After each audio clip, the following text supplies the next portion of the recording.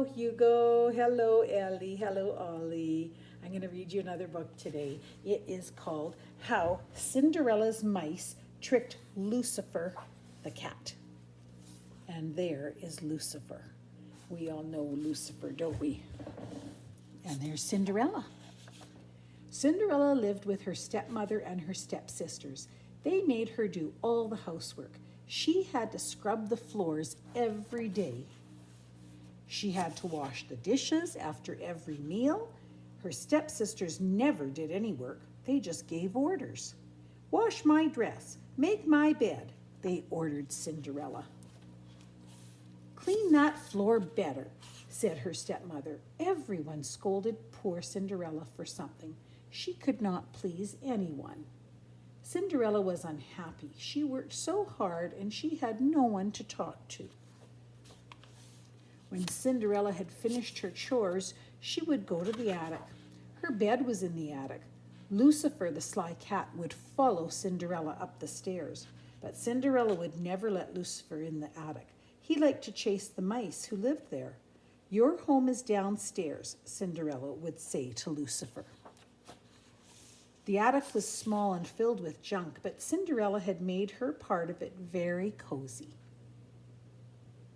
It does look cozy. She loved to sit by the window.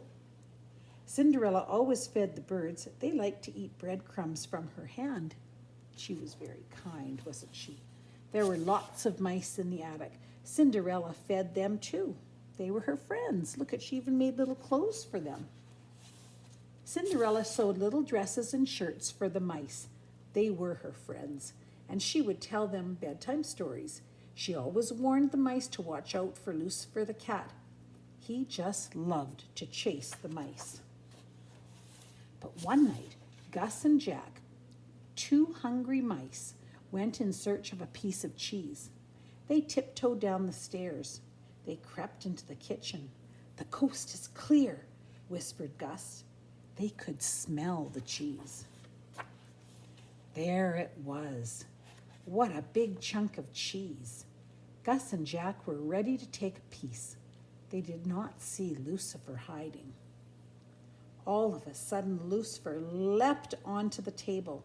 Everything fell with a clatter. Then the cat began to chase the hungry mice. Hurry, Gus, squeaked Jack.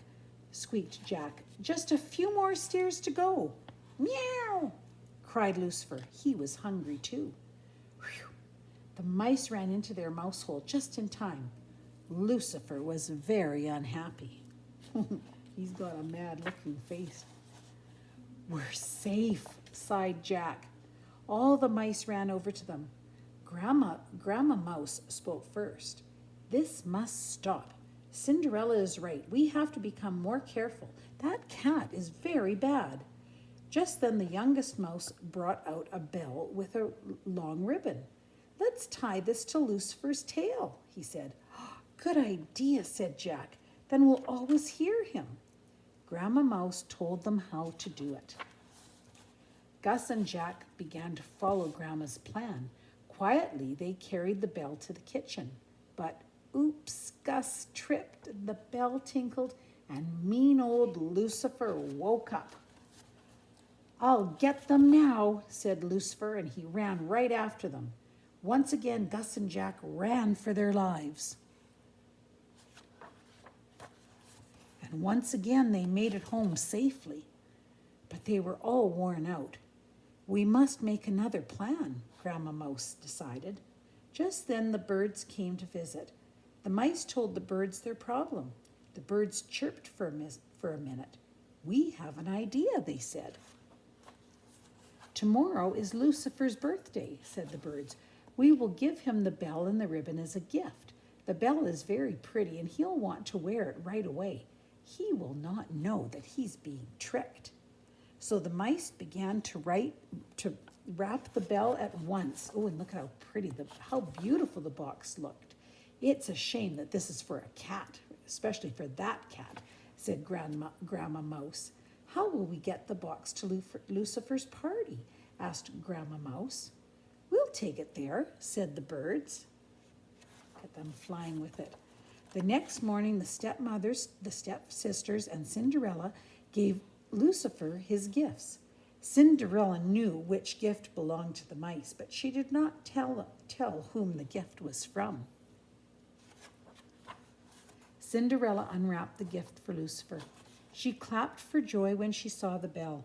How smart those mice are, she thought. Lucifer, look at this pretty bell and ribbon, she said. I will make a beautiful bow for you. Lucifer purred with joy. He looks happy for a change. The plan worked. Lucifer never knew that the mice could hear the bell. All he thought of was how good he looked. In fact, the stepmother and stepsisters had a portrait made of Lucifer wearing his bell. They thought he looked very handsome. So the mice always heard the bell ring when Lucifer was near, and they always had enough time to run away from that silly old cat. Look, he's very proud of himself wearing his bell. I love you, and I miss you.